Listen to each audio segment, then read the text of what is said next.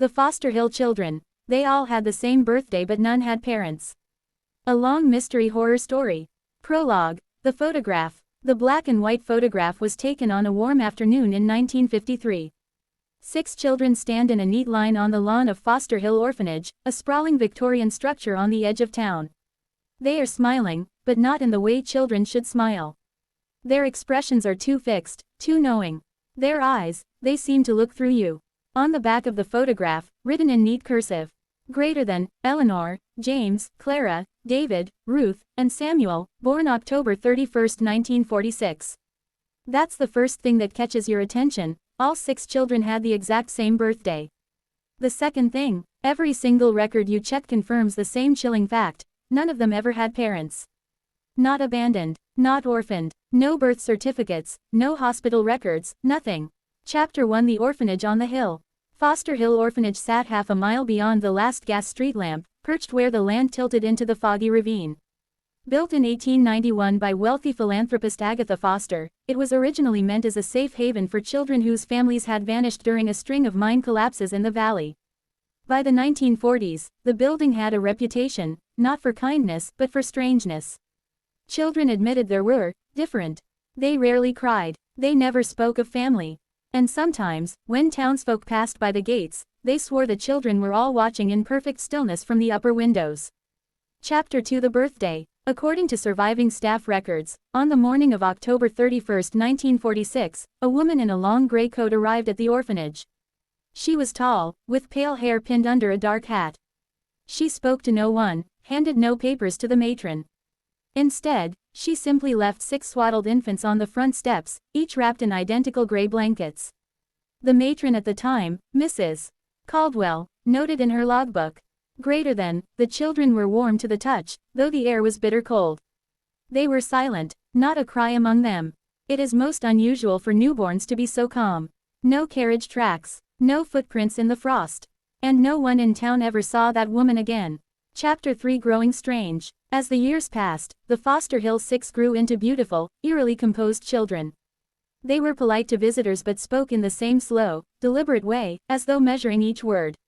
Teachers at the small local school made curious notes in their journals. They learned faster than the others. They never seemed surprised. Once I saw Clara answer a question I hadn't asked yet. David can draw buildings in perfect proportion without using a ruler. They did everything together, walked in a straight line to class, sat at the same table for meals. And every year, on their birthday, they requested the same thing: to spend the day alone in the orchard behind the orphanage.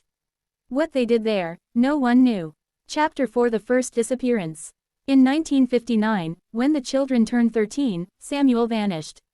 He had been sitting at his desk during evening study, and when Mrs. Caldwell looked up from her knitting, his seat was empty. The door hadn't opened. The other 5 children kept reading as though nothing had happened. When police questioned them, Eleanor, the eldest, simply said, greater than, he went home. But where is home? The officer asked. Her reply was so soft they almost missed it. Greater than, not here.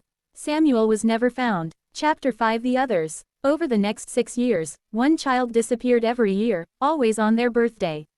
No signs of struggle, no signs of escape, just an empty bed in the morning.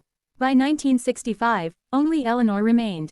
She turned 19 that year, still living at the orphanage despite being well past adoption age.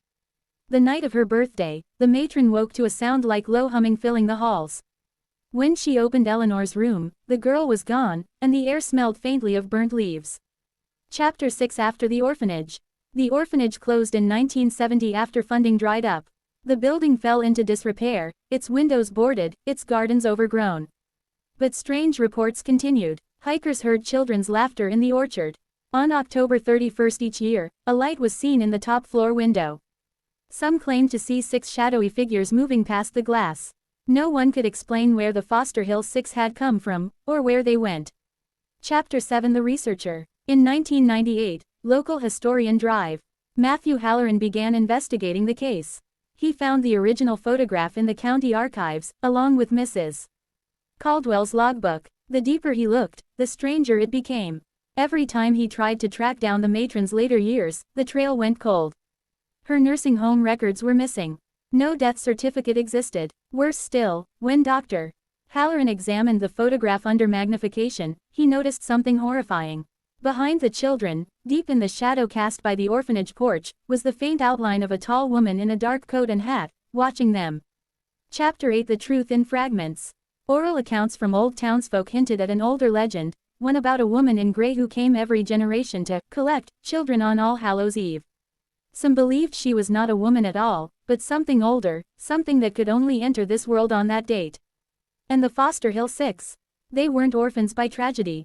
They had never belonged to this world at all. Chapter 9 The Final Visit. On October 31, 2006, Foster Hill was set to be demolished. A small crew arrived at dawn. By noon, they were gone, not from the property, but from existence. The foreman's truck was found idling by the gates, doors open.